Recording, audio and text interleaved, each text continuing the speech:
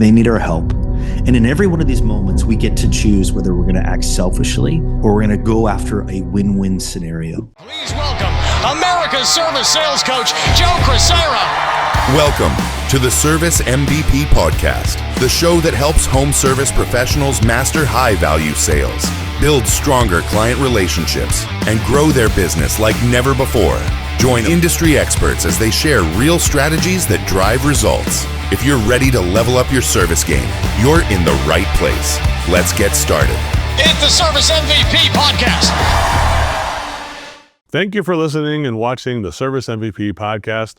I want to give you a copy of my free book. Just click on the link below in the description and one will be sent to you from me personally. Thank you so much for listening. Welcome to the Service MVP Podcast. My name is Joe Crisara, America's Service Sales Coach. And with me, a very dear friend, Mr. Brigham Dickenson from Power Selling Pros. Brigham, say hi to everyone. Hey, Joe. Thanks for having me on. Appreciate it. It's a pleasure to have you here. And today we're going to do a session called Setting the Standard Over the Phone and in the Home. Brigham, let's talk about today's thing, which is really the heartbeat of executing all the ideas everybody has to make them a reality. And that's called, how do you train people to make sure that it's easier to coach them and hold them accountable? Brigham, why don't we go ahead and think, why do you think this is such an important information that people need for their home service business? Yeah, I think that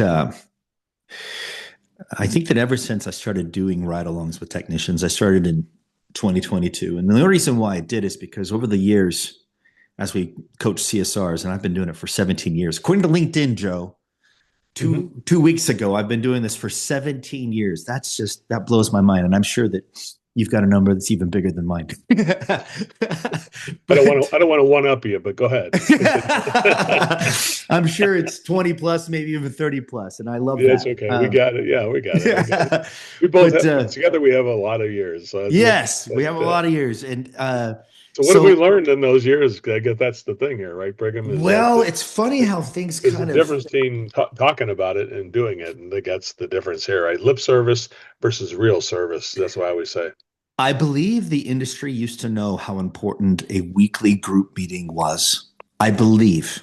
I could be wrong, but I believe that they used to know how important that meeting was. And I believe that ever since, let's blame COVID, okay? Because we blame COVID for everything. So let's just chalk this up as one more thing that COVID ruined, and that is the group meeting. Ever since 2021, plus aside from that, in 2021, things were so easy, right? Everybody was replacing their system because they were staying at home more often, and of course, we're paying for that now. Right now, we're paying for that. So we can mitigate that pain by setting a weekly standard in that meeting. We sit down with the CSR, and it's an entire team meeting. You put your CSRs in that meeting, you put your technicians in that meeting, and you set the standard for what you want to hear over the phone as well as what you want to see inside the customer's home. With technology today, we have the ability to monitor calls as well as monitor in-home visits. Use the technology, use it to the point that it makes sense, monitor your team, make sure that they are following the standard that is set in that weekly meeting. Now, listen, if you don't have that weekly meeting and you're not setting a standard, well, then you cannot hold them accountable to a desired result. That standard has to be there. And so the thing that I've been noticing, and I'm sure Joe's been noticing it as well, is that meeting has gone away since COVID. I don't know why. I don't know how, but it's a mistake. It's a mistake.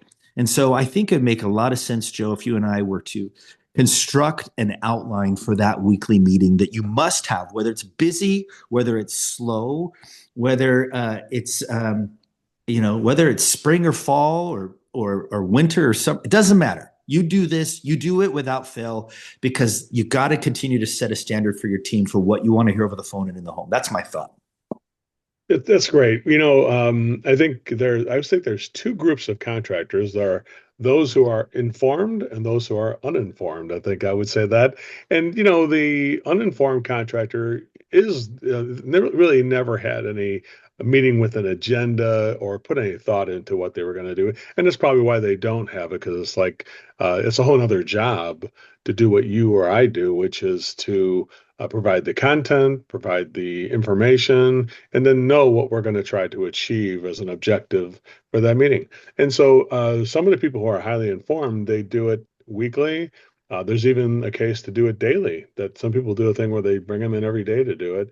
And those are the winning companies. And I think the uninformed companies are the ones that can't figure out how to get their people across the goal line. The culture, in a way, doesn't work because they're not working on it. Tell us a little bit about what does it take, all the things that would be needed if somebody were to say, hey, we're interested in doing this. What would be some of the things you would recommend that they kind of get together so that they know what they're going to hold the meeting about and what the objectives will be? And give us a little bit more on that, could you, Brigham? It's a great question. So I would have the meeting at least an hour. And if you need to wake up earlier, right? Just do it, right? If you still want to get your team out on their first call, fantastic. Have them wake up earlier. Number one, I'd spend the first 5 minutes focused on company purpose, company mission statement, set of core values.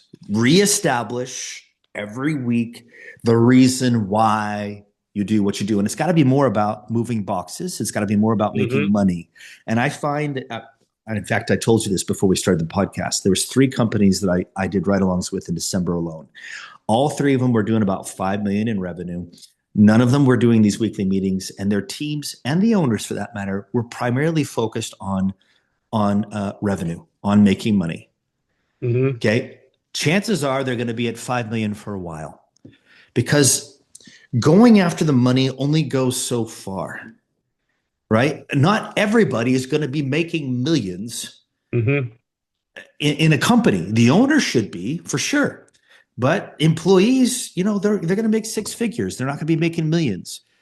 And they'll make more money if they're focused on the customer and their needs as opposed to lining their own pockets. And so there has to be a reason why, a purpose. Now, they have this on their wall, right? Joe, you and I both go into shops and we see mission statements on the wall. Great. How do we get it into the hearts and minds of contractors? The way that we do that is we make sure that it's a true purpose statement. So let's talk about the difference between a purpose statement, mission statement, and a set of core values. So a purpose statement is something that should last for about 100 years, right? It's that North Star. It's that something that you look towards and point to. This is why we're doing what we're doing, right? It's in fact, there are entire books, like, say, for example, by Simon Sinek, that talk about the why. The why is your primary motivation. So that's that statement. You want to keep it as short as possible. If it's me, I would focus in on. Technicians have a tendency to focus on maintaining a homeowner's quality of life, right? Homeowner's mentality is, I want to get by, and the technician goes in and maintains it to help them get by. Well, we want to do more than that, right? We feel that we can go into a customer's home and actually elevate their quality of life, right? We want to enhance their quality of life. So if your purpose was built around enhancing quality of life, it's a great purpose. I love that reason why. Right? Where people will buy less inhalers. They don't have to use as much lotion for their skin, less chapstick, right? Because you're enhancing their quality of life. Instead of using propane to heat their house, you're using a heat pump. Their electricity bills are, their power bills are going way down because they're using the right type of power to power their heating system. We're elevating quality of life. Is a really strong purpose that motivates everyone, even though independent of how much money they're making, right? Even a CSR can get behind that. And so we've got to get behind the purpose. And so what's the difference between a purpose statement and your mission statement? Well, your mission is a tangible goal that you can achieve in 3 years or less. Okay, so let's say that you have a company adjacent to you. You want to beat them in 3 years or less. Okay, say, for example, Nike made a goal back in the 80s to beat Reebok. It was their goal to do that. And of course, they did that back then in the 80s. And so having a very tangible goal that you can achieve in 3 years or less would be considered a mission statement, right?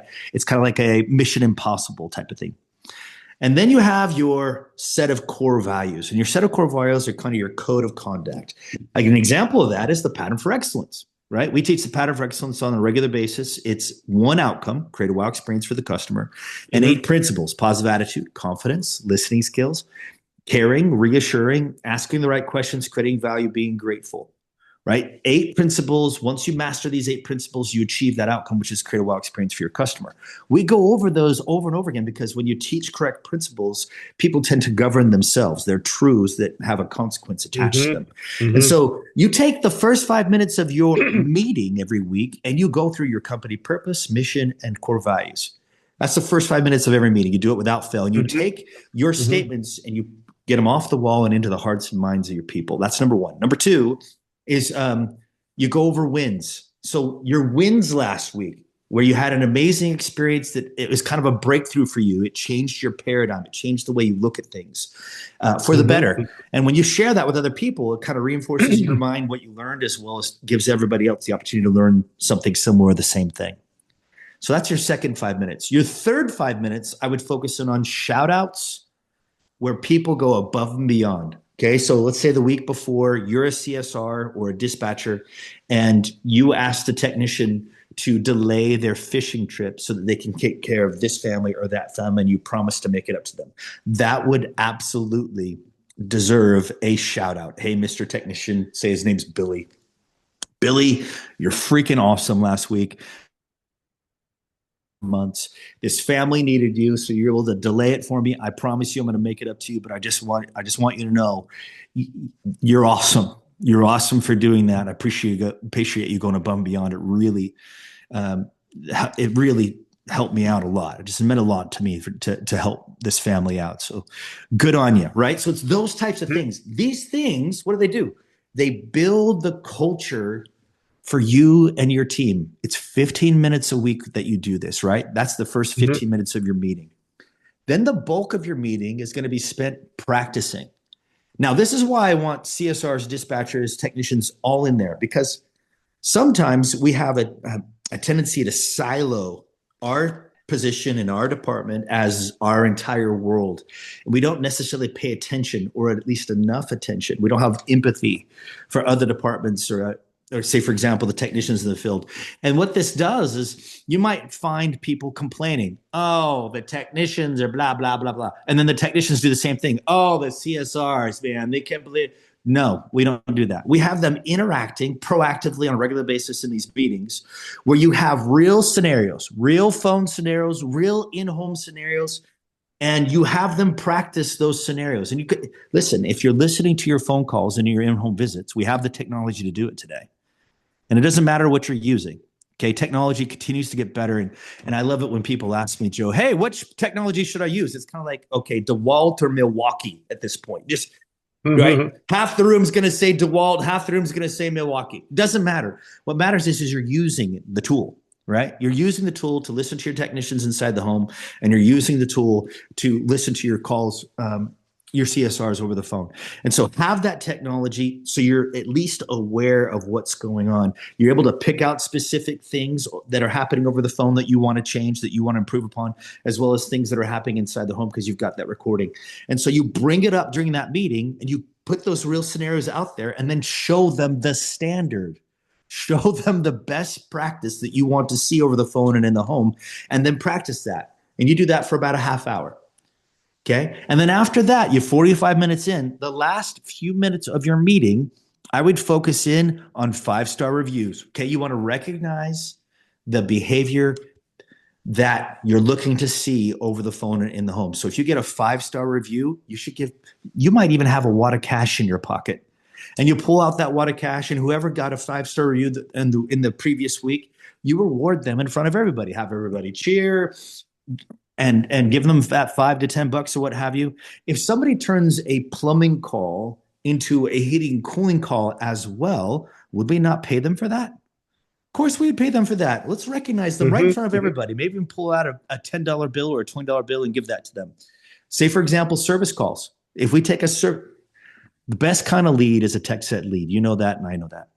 But if we were to take CSRs and dispatchers, and it's really simple. We're talking to them at the end of a phone call. Hey, Mr. Jones, I'm looking at your notes. I noticed that you've got a system that's about 12 years old. Have you ever considered replacing it? I mean, we've been taking care of the same system for 12 years now. It may be a good idea to upgrade it, get it back under warranty. If you wanted, I could schedule that appointment as well, or just switch it from a service call to a replacement call. Which would you prefer? Right? If I take a service call as a dispatcher or a CSR and I turn it into a replacement call, would you not compensate me for that? I mean, we love it when technicians do it. Why wouldn't a dispatcher or CSR do it as well? You reward for the behavior that you want, right in front of everybody, right? And so those are all different ways that we can recognize them and reward them for the behavior we want in front of everybody else. If you do that every Tuesday, in my mind, that is you setting your standard for what you want to hear over the phone and in the home. I want everybody to come to the next Total Immersion, the life-changing event where you increase your sales and your personal growth. What should we do?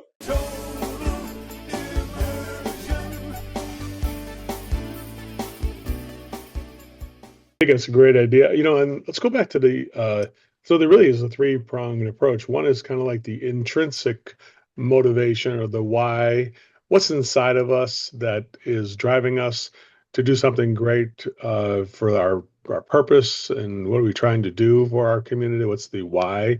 What's the goal and the objective and the mission statement? And then I love the weekly wins and the individual recognition is great for the first part. I think it's a great thing. And then I think the rubber hits the road in the middle piece there. And at the end, I think kind of like here is the result we get kind of like from our customers and from the turnovers and things like that. So I think it's a great, the individual recognition and rewards, I think is a great too. Let's go back to the original thing, the intrinsic thing though, because I think that's, I think a lot of people are going to hear you, but then like, yeah, we'll get to that later. But honestly, I call it a ritual, right? Just like if you go to a church or whatever, there's a certain, hey, we first sing this hymn and then we do this thing, and then every religion, every kind of thing. In a way, your business is sort of like a higher purpose for the community, to serve the community. We call it the pure mode of service, which is you put your honestly, I think between what you have and what we have, it's a perfect mix, because you got some of the stuff that we don't go over specifically, but we go over the higher purpose, which is the pure motive, is the quality of the solution, reliability, the safety and health of your client, to serve before people ask us, to make sure it's customized and relevant. So I think there's a lot there that it's a great mix that way. That's why I always believe in power selling pros. And people ask me, is that a competitor? I'm like, hell no, they're needed. They're something that they do that we don't do, and the same type of a thing. But talk about, like, on the beginning part, that ritual about the higher purpose and mission, that how important is it the owner has good character, which means that they're living up to that mission themselves. That maybe that's why they don't do it, because maybe they're not living up to the mission or the purpose. Could you speak about how important is the leader's role in all this element, that they're living that mission and living that purpose in a way themselves? Yeah, if I'm a business owner and I'm hearing this conversation, I think the first thing that would come to my mind is the last thing I want is for my team to think or to assume that these things aren't important to me, right? The big reason why, that's bigger than any one individual. Well, if you're not going over these things on a regular basis and setting that standard, right? Setting that expectation, by default, you're letting people decide for you where you are at on these things from a moral standpoint. And then they're just left to judge off of every incident that comes along. Now, is that fair? No, because you're human. And there are going to be moments where you don't do what's right, you do what many of us do. You do what's easy as opposed to what's right. But in that moment, you can, if there's a standard that's set already, you can address it in the meeting and say, hey, you know what? Last week, you guys, right? Especially when it comes to breakthroughs. Last week, this occurred. And I know now that in that moment, I did what was easy as opposed to what was right. I didn't abide by our own core values, and that's on me. And from here moving forward, I am going to step up and not do that. I'm going to do what's right as opposed to what's easy. If you were to do that inside your meeting, do you have any idea the impact that would have on the culture inside your office? Mm. You have any idea?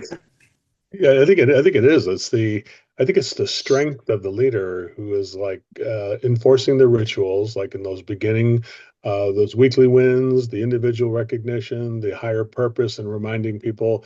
Like here at Service MP, we like, hey, this meeting is going to be done with care, respect, and support. You can hold me to that standard if you notice. I want everybody to feel care, respect, and support during this meeting. I think. Like, what do you want for people? I think, you have to have the strength and the resolve to say, this is a ritual that we will uphold. I'm going to show you by my actions that we'll uphold that. I mean, because to do these meetings, it is so powerful. And isn't it interesting how everything you just mentioned is so needed, but some people are like, we'll just go without it because we don't got time for this meeting again, which is going to cause more emergencies to happen because we didn't hold a meeting. Like, and that why are they so busy? Well, they're busy because they didn't have a meeting to get everybody on the same page, isn't it? It's kind of eating your own disease, I call it, in a way. Do you ever see that, Brigham, when you go out there and do your ride-alongs? Yeah, we find ourselves in moments, moment after moment after moment. Okay, the reason why we find ourselves in moment is because people need our help. They need our help. And in every one of these moments, we get to choose whether we're going to act selfishly or we're going to go after a win-win scenario. I didn't say lose-win. I said win-win, right? We want to go after a win-win scenario. And if we are on our game, because we're setting this standard over and over and over again on our team, we're going to remember to act the right way as opposed to the easy way. Default human way, natural way, the natural man way is to do what's easy, to act selfishly. But if we can set this standard over and over and over again, it'll help us remember individually and collectively what we're all about, who we are. And then that way, if we do act easy in a moment, we can sit down and look at each other dead in the face and go, hey, this is not in accordance with our standard. We set this standard every week, and it makes it a lot easier to do a write-up when a write-up is warranted. I'm doing a write-up because this is not our standard. Mm-hmm. Okay, but if you never set that standard, if you never have this meeting, then it's going to be really hard for you to do a write-up. You should write up somebody. You should write up yourself for not having the standard. That's right. That's right. You should honestly, maybe you should write up your own self. Maybe the employee should write you up as a leader. Honestly, one of the strongest things I've seen in companies is where the leader says, hey, I'm going to hold you accountable to these standards. You hold me accountable to my standards too. And where, one of the most powerful things I've seen is when the leader says, no, if I'm not doing something I'm saying I'm supposed to do, you are to go ahead and with care, respect, and support, let me know that I'm not doing what I said I should do. And I think the accountability is a dish served warm. It shouldn't be cold. But I think it's important that from all angles. What do you think, Brigham? If one of your people came to you and your team and said, Brigham, I think I'm going to have to hold you accountable on something, what would you say to that employee? I think it'd be wonderful, and it happens to me all the time.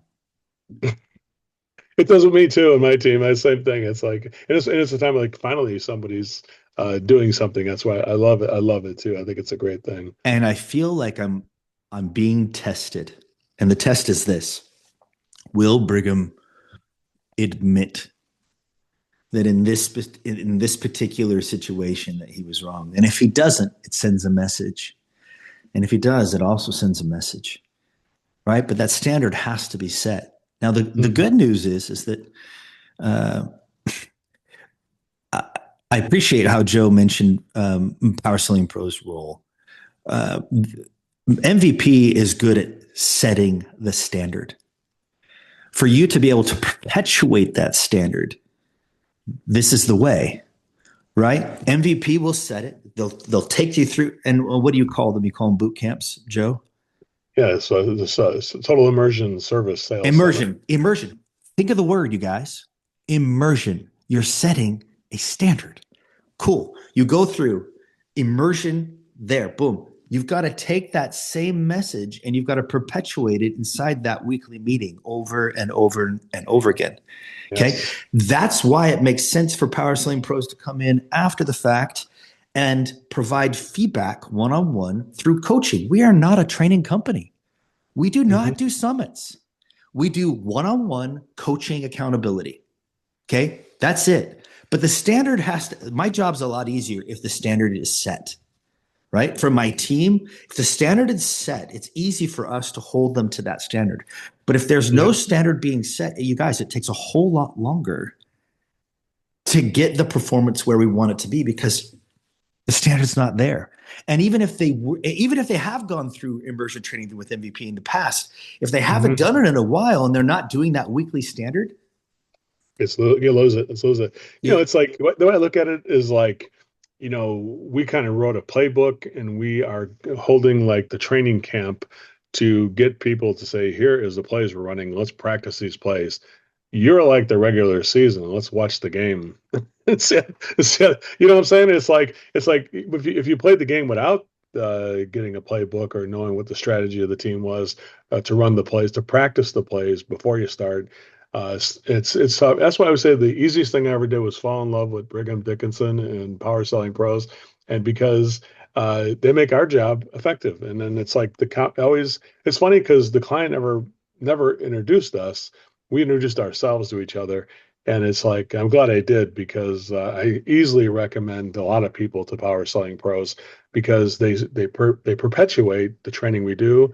And then when people hire more employees or as they start to grow, we're needed, and so are you. And that's really where I think it's a great to kind of demystify the difference between what you do and what we do. I think it's a service by both of us today to let people know that there's room. Honestly, both things are needed. Without each other, it becomes much. You can do it without each other, but then you're taking a chance. Honestly, I think you and I remove the chance. It becomes a firm thing where we do that training for people. yeah, there absolutely is a need to pull people out of their environment and get them into immersion training. A good example of this is with DeHart in Kansas. Lawrence, Oh yeah, great. complete stud. They already have a playbook. So it's a whole lot easier. I mean, especially when I'm doing ride-alongs with the technician and they have 6 different options. They're all color coded and it's very simple, straightforward. They give the iPad straight to the customer. When I listen to it on the AI program that I'm using, whether it's Field Spark or whether it's Rilla, we have the ability to listen and see, you know what, they hand over the iPad and we hear things like, what should we do? Right? All the right things. That playbook are things that we're looking for when we're listening, and it just makes it a whole lot easier. And the results, of course, speak for themselves. Lawrence is killing it. He's killing it. He's growing like crazy. He's got an awesome team. The culture is incredible. The way his office is set up to continue to set that weekly standard is set up the right way. It looks good. It's got a lot of blue. That's his color there. It's a great setup. It's a great setup. And it's a lot easier for us to maintain the standard that's already been set. Well, thank you, Brigham, for coming on today. I appreciate everything you said. As every great podcast starts on time, even a greater one ends on time. So, Brigham, how can people learn about Power Selling Pros and retaining your services? Tell a little bit about how people can contact you and find out more about your services. I love how you explained the way that we do it as an in-season service. Yes. Okay. So our goal is to make sure that they're using the playbook, make sure that they're slowing the initial process down over the phone and in the home. One of the biggest problems a CSR and a technician has is they don't slow down. Okay. A customer is thinking, I just want to get by. We've got to slow the process down and show them that they can actually live better. They can live better than they're living now. But in order to do that, we've got to slow it down. We've got to get them to come with us, right? Safety, comfort, fun, get them to come with us, whether it's over the phone. We explain what we're looking for, what we want to achieve. Same thing inside the customer's home where we get them to come with us and take a look. We provide options. and we let them decide which option makes the most sense to them. We want to make sure that they're doing it right, and we do that through coaching, one-on-one coaching twice a month using their own phone calls, whether it's over the phone or in the home. And the way that you find us is you just go to Power Selling Pros, PowerSellingPros.com. Click on the demo. Let's go through a demo together. Let's see if there's a fit for your CSRs and techs. Brigham, again, thank you for making the effort to build an organization like this. And I know it's not, it's like if people always say, well, aren't you afraid people are going to copy what you do? And I'm like, I'm sorry that you get to ask that too, but it's like, I'm like, yeah, go ahead and try it. If you want to try it, if you can do it better than I did, I wish you can, but it took a lot of years to do it. But definitely I have nothing but the greatest admiration for what you do and the effort you make. And it feels good to have you here today, and it feels good to have, more importantly, your friendship and support. And I always cherish that. And thank you so much for being here on the guest and the Home Service MVP podcast. I'm sorry, the Service MVP podcast. I appreciate you, buddy. Thank you so much. Thank you, Joe.